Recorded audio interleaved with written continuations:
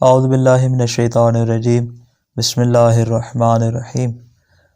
نماز پڑھنے کے بعد احادیث مبارکہ میں جتنی طرح کی تعقیبات وارد ہوئی ہیں وہ تقریباً دو طرح کی تعقیبات ہیں۔ ایک ایسی تعقیبات ہے کہ جن کو تعقیبات مشترکہ کا نام دیا جاتا ہے، اور بعض تعقیبات ایسے کہ جن کو تعقیبات مختصہ تعقیبات خاصہ کا نام دیا جاتا ہے۔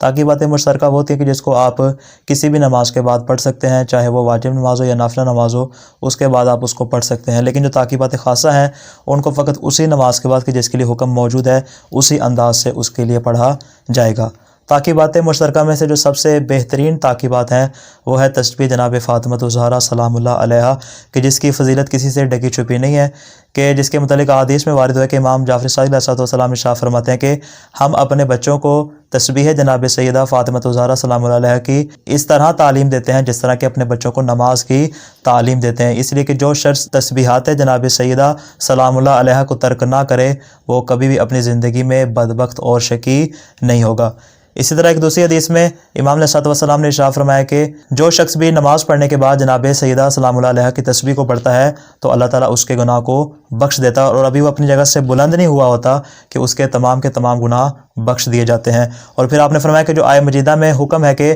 تم اللہ کو بہت زیادہ یاد کیا کرو، تو اگر کوئی انسان اس کا مصداق دیکھنا چاہتا ہے تو اس شخص کو دیکھ لے جو تسبیحات جناب فاطمہ الزہرا سلام اللہ علیہا کو پڑھتا ہے۔ یعنی ہم یہاں پہ یہ کہہ سکتے ہیں کہ تسبیحات جناب سیدہ پڑھنے کا مطلب یہ ہے کہ وہ انسان حقیقت میں خدا کا ذکر ہی کر رہا ہوتا ہے۔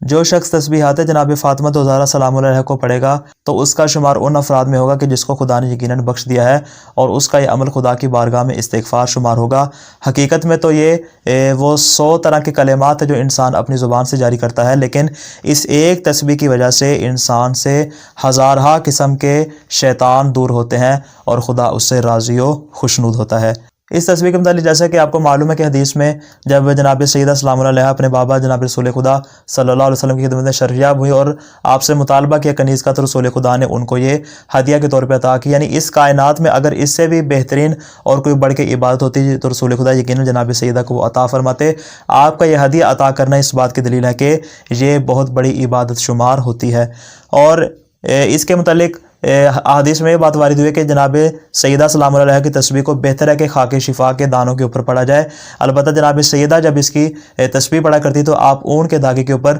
گرہ لگا کر اس کی تسبیح کو پڑھا کرتی تھی، لیکن جب جناب حمزہ کی شہادت ہوگی تو جناب سیدہ ان کی قبر پہ جا کے ان کی قبر کی خاک لے کر آپ نے سب سے پہلے اس تسبیح کو بنایا تھا۔ اور خاک شفا کے اوپر جناب سیدہ کی تسبیح پڑھنے کی فضیلت کے متعلق حدیث میں وارد ہوا ہے کہ اگر کوئی شخص تسبیح کے دانوں کو صرف پھیرتا رہے، یعنی زبان سے ذکر جاری نہ کرے بلکہ فقط اپنے ہاتھوں پر پھیرتا رہے، تو ایک دانے کے بدلے اس شخص کو 70 تسبیحات کا ثواب ملے گا۔ لیکن اگر وہ اپنی زبان سے ذکر بھی جاری کرتا ہے تو ایک دانے کے بدلے اللہ تعالیٰ اسے 40 قسم کی نیکیاں عطا کرتا ہے، اور اس کے بہت زیادہ فضائل و مناقب جو کہ احادیث میں بیان ہوئے ہیں۔ طریقہ کار کیا ہے اس کا کہ یہ تسبیحات جیسا کہ آپ جانتے ہیں کہ 100 طرح کلمات پر مشتمل ہے، کہ جس میں 34 مرتبہ اللہ اکبر، 33 مرتبہ الحمدللہ، اور اس کے بعد 33 مرتبہ سبحان اللہ۔ البتہ ان کی ترتیب میں اختلاف ہے، بعض حدیث میں بات وارد ہوئی کہ سبحان اللہ کو پہلے پڑھا جائے گا، الحمدللہ کو بعد میں، البتہ بعض نے کہا کہ نہیں، الحمدللہ کو پہلے پڑھا جائے گا اور سبحان اللہ کو بعد میں پڑھا جائے گا۔ بہرحال یہ ترتیب اس انداز سے بہتر یہ ہے کہ